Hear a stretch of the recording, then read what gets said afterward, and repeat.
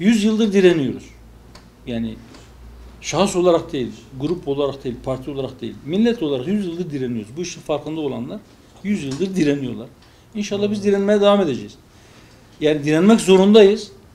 Çünkü dediğim gibi yıkılırsa hepimiz yıkılmış oluruz. Evet. Biz bunu ayakta tutmak için bir çaba içerisindeyiz. Siyaseten getirisi şu olmuş, bu olmuş, hiç de ona takılmayız biz. Allah razı olsun. Yani bu İstanbul Sözleşmesi ile ilgili olarak emin olun yani öyle bir hava estirdiler ki neredeyse muhalefet yekpare sahip çıktı İstanbul Sözleşmesi'ne. İktidarın da biz birkaç kere biz bununla ilgili bir Sayın Cumhurbaşkanı'na görüştük. Evet. Tam böyle hani yumuşadı, tamam diyordu, bazı şeyleri ikna oluyordu. Parti içerisinden birileri çıkıp bir şey söylüyordu. İsim vermeyeyim ama partinin içerisinde canhıraş bir şekilde bu sözleşmeyi savunan pek çok sayıda kişi var. Bunu da kamuoyu biliyor. Yani sizler de bilirsiniz, isim zikretmemize gerek yok. Öyle olunca hükümet bu konuda biraz gevşiyordu ya da geri adım atıyordu. Fakat biz yılmadık. Biz geri adım atmadık. Biz doğru olduğuna inandığımız şeyde ısrarcı olduk.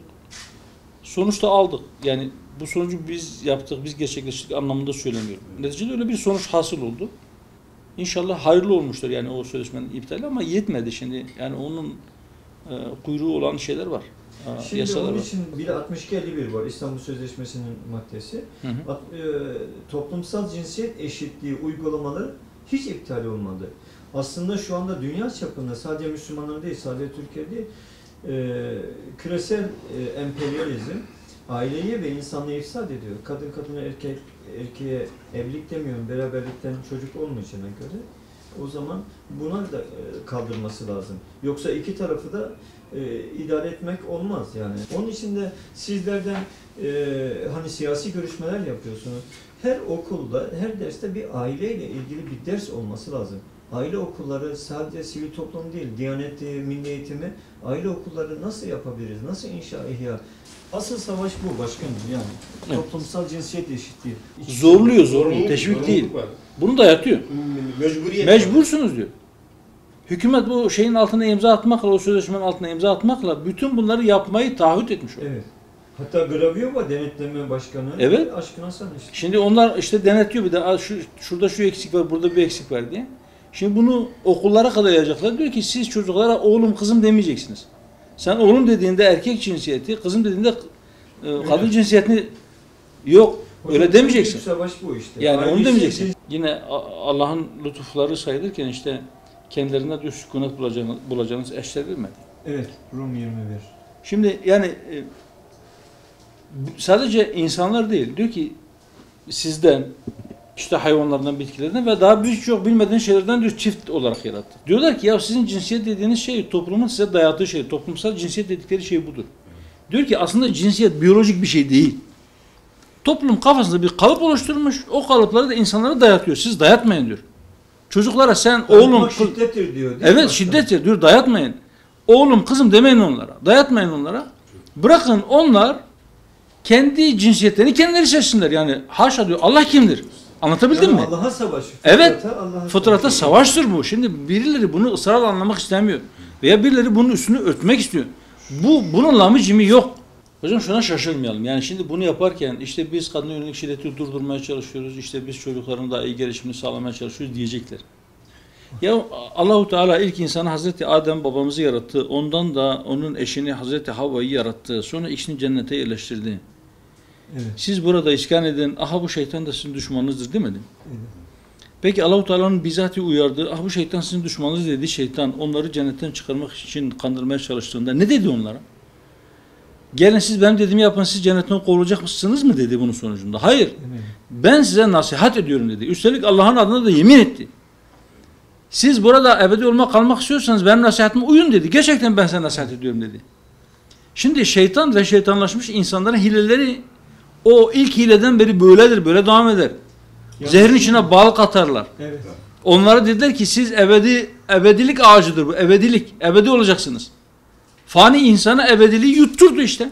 Şimdi orada da bak Allah-u Teala uyarıyor insanı. Diyor ki bak şeytan insanları uyarıyor diyor. Adem ve Havva ananızı kandırdığı gibi sizi de kandırmasın. Sonra evet. Elbiselerden soyunmaktan bahsediyor değil mi? Evet. Kandırıyor işte. Ahlakı yok ediyor. Şimdi cinsiyeti de yok etmeye çalışıyor. Hocam bunların Bu fıtrata savaştır.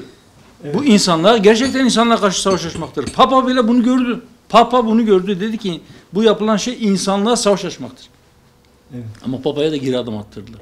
Demek ki bu adamlar öyle bizim hafife aldığımız gibi değiller. Bunlar çok güçlüler. Hocam Bayram, Türkiye Belediyeler Birliği eliyle yapılıyor. Koç'un desteklediği, Avrupa Yatırım Kalkınma Bankası EBRD'nin desteklediği. Buna niye karşı çıkmıyoruz? Biz o zaman zalim bizdeyse susacaksa biz zalim olmuyor mu?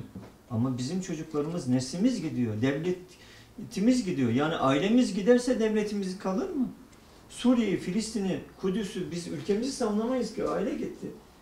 Ateist oluyor, deist oluyor. Yani şimdi İslam'dan uzaklaşıyor çocuklarımız. Hem de Fulbright anlaşmamız var okullarda. Allah yok yani. Allahsız bir toplum, ailesiz bir toplum isteniyor. El birliğiyle ne yapmamız lazım inşa için? Üstadım, Biz akıl adamlar danışmaya küçük lokmalara bölünme projesidir bu. Memleketi bölmeye çalıştılar. Kürt, Türk, Alevi, Sünni, sağcı, solcu, bilmem işte laik, İslamcı. Evet. O fay hatlarını depreştirip toplumu çatıştırmak istediler. Şimdi karı kocayı bölüyorlar. Daha Şimdi evin erkek, içine kadar. hatta Erkek karı kadın, koca da değil, hatta erkek kadın. Evet. Şimdi onların aile içi şiddet diyor ki, aile içi şiddetin tanımını yapıyor. Bakar mısın şu tanıma? Ev içi şiddet diyorlar işte. Ev diyorlar. Evet. Şimdi diyor ki evli veya daha önce evli olmuş olan, eski eş veya halen devam etmekte olan evlilik. Partneri. Birlikte olmuş olan, evin içinde veya dışında herhangi bir şekilde birlikte olmuş olan kişinin Evliliği cezalandırıyor başkanım değil mi yani sonuçta? evliliği yok etmeye çalışıyor. Üstadım şu anda Avrupa'daki Yani her doğan iki yaşıyor, çocuktan bir tanesi yani evlilik dışı. Evet. Tabii, Nesiller Norveç'te karışmış var. birbirine. Bizi de o noktaya götürmeye çalışıyor. Bizi o noktaya götürmeye çalışıyor. Bizi kendilerine benzetmeye çalışıyorlar. Yani topla tüfekle Evet. yapamadıklarını. Şeytan kovuldu. O Hazreti Adem babamızı da Havva anamızı da cennetten kovdurdu. Evet. Ama onlar fark etti hataların, geri döndü. Tövbe etti, geri döndü. Biz hatamızı fark edip dönmezsek biz iblisleşeceğiz. Allah muhafaza etsin. Evet. Bir yolda bir yanlış adım atıldı. Dönelim. Yani bunu görmek için illa allame olmaya gerek yok. Allame cihan olmaya gerek yok gerçekten. Kör olmamak yeterli bunu görmek için. Aile yıkılıyor işte, rakamlar ortada. Bu tuğyandır üstadım. Yani gerçekten Allah'a savaş açmaktır. Savaş bayrağını kaldırdılar. İsyan bayrağını kaldırdılar. Kime? Fıtrata. Kime? Aha. Yaratılışa. Kime? Yaradana. Kim o sancağın altında toplanırsa belasını bulacak. Bunun amacım yok. Bizim bunu topluma iyi anlatmamız lazım. Bizim onlara da anlatmamız lazım. Korkulmaya layık bir tek kişi vardır, o da Allah'tır. Yani Allah'a kul olmazsa kula kul oluyoruz. Evet, insan kuldur. Birilerine kul olacak. Evet. O birileri yani ya gerçekten kulluk edilmeye layık Zat-ı Zülcelal olacak, ya da kendisi gibi bir faniye, ya da belki bizzat kendisine, nefsine tapacak. Ya da mala, ya da işte ne bileyim Kadına, başka paraya, bir makama. köpeğe, Evet, neyse. evet. Bizim bir farkındalık oluşturmamız lazım. Evet. Sesimizin daha gür çıkması Hem lazım. de el birliğiyle yani. Evet. Şimdi işte yani ben onu söylemeye çalışıyorum. Yani eğer biz birbirimizin sesine ses olabilirsek, eğer biz birbirimize bu anlamda destek olabilirsek inşallah ben inanıyorum ki olacak. Ümitsizliğe kapılmaya yeri yok üstadım. Ümitsizliğe kapılmaya yeri yok. Yani Üstad Necip Fazıl'ın çok güzel bir tanımlaması var Yes'le ilgili. Diyor ki müminde yes, üçgende dördüncü kenar gibidir. Teknik eleman arkadaşlarımız bizden çok daha iyi takdir edecekler bunu. Üçgende dördüncü kenar mümkün mü? Muhaldir. Böyle bir şey yok. Böyle bir şey olmaz. Olsa o üçgen artık üçgen değildir, dörtgendir. Hocam biz Şimdi diğer konulara girmiyoruz. biz ümitsizliğe girmeyeceğiz. Evet. Asla düşmeyeceğiz buna. Biz mücadelemize devam edeceğiz. İstanbul Sözleşmesi ile ilgili olarak yani o belki çok kişinin ümidini kestiği dönemde ne oldu? Belki o karanlığın koyulaştığı dönemde eyvah Cumhurbaşkanı da sözleşmeye sahip çıktı, zaten muhalefet sahip çıkıyor. Bitti bu iş. Diyenler oldu. Evet. Ama Bir gecede değişti. bitti. Kendi köklerimiz üzerine dönmemiz lazım. Her ağaç kendi kökleri üzerinde yükselir. Evet. Gerçekten eğer biz köklü bir medeniyetimiz var diyorsak biz onun üzerine ona muvafık bir şekilde, ona uygun bir şekilde bizim dallarımızı uzatmamız lazım. Biz kökümüzü kopardık 100 sene önce. Köklerimizle bütün irtibatımızı kestik.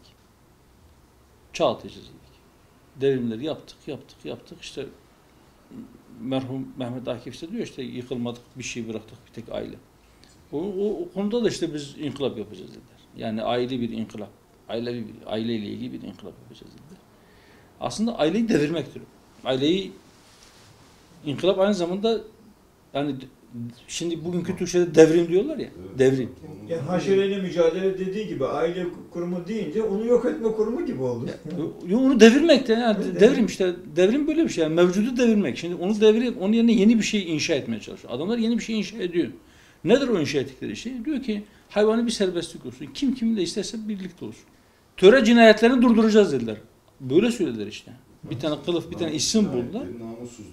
Bütün dinlere savaş açtı İstanbul Sözleşmesi zaten. Biz namus cinayetlerini, töre cinayetlerini durduracağız dediler. Ne demek ya? Şimdi ondan sonra bu işte zinanın önünü aşmak için belki daha önce kalbinde böyle o tarafa doğru meyil olanlar ya işte olursa işte kötü şeyler olur korkudan dolayı. Yani Allah korkusu değil, kul korkusundan dolayı, insan korkusundan dolayı ya bana başıma bir şey gelir korkusundan dolayı yapmayanlar da şu anda dedi ki kanun beni koruyor artık serbest. Yani bırakın serbest bırakmaya. Şu anda yasalar her türlü fuhşiyatı koruyor.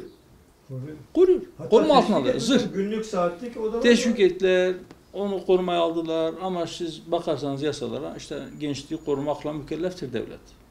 Evet. Kötü alışkanlıklardan işte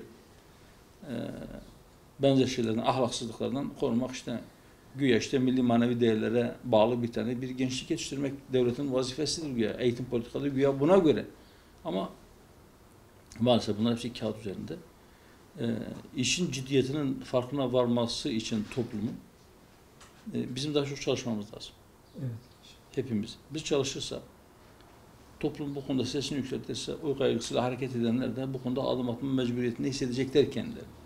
Ya da öyle bir kaygısı olmayan, samimi bir niyetle gerçekten toplum için faydalı olmaya çalışan ama işin farkında olmadığı için belki bu konuda bunu işte kadını koruma olduğunu ya da işte iyi bir şey olduğunu zanneden insanlar uyanacaklar. Onları uyandırmak zorundayız.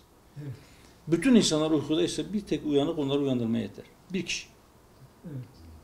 Ama uyku numarası yapanları uyandıramazsınız. Biraz zor tabii. Sessizlik olmaz, bize yakışmaz. Sessiz kalmayacağız.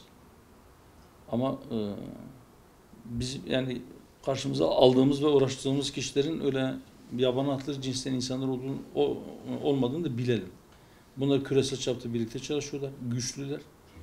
Basın ellerinde. Basın dolayısıyla onlara karşı gelenleri o konudan olmasa başka konularla onları gözden düşürmek, itibarsızlaştırmak için ellerinden geleni yaparlar. Bizim bunlara da çok dikkat etmemiz lazım.